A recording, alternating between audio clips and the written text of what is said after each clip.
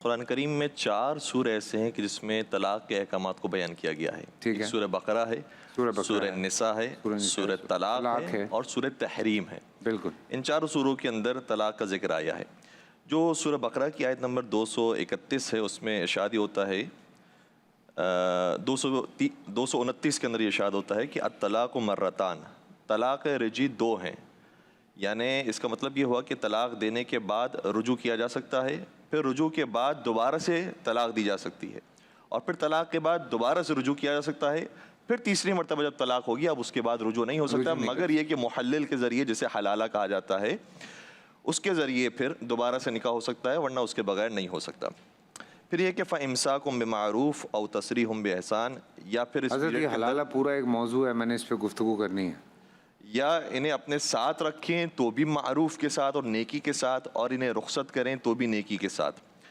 تو ایک مقام پر قرآن کریم نے بیان کیا ہے کہ 2 طلاقیں ہیں اور اس کے بعد تیسری طلاق ہے۔ اس سے ظاہر یہ ہوتا ہے کہ، اور ہمارے فقہاء کرام نے فقہ جعفری کے اندر معصومین علیہ السلام کی یہ روایات موجود ہیں کہ ایک ہی وقت کے اندر، ایک ہی مجلس کے اندر 3 طلاقیں نہیں ہو سکتی۔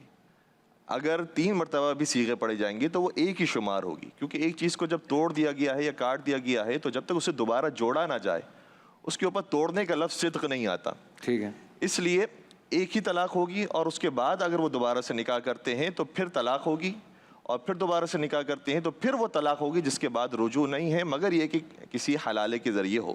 ٹھیک ہے، اس کی کنڈیشن عام طور پہ کم ہی پیش آتی ہے۔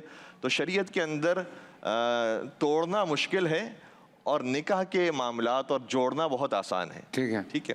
اس کے علاوہ سورہ طلاق کے اندر جب آیت شروع ہوتی ہے کہ بسم اللہ الرحمن الرحیم یا ایھا النبی اذا طلقتم النساء فطلقوہن لعدتہن، کہ اے نبی اکرم جب طلاق دی جائے گی خواتین کو تو عدت کے ساتھ طلاق دیں۔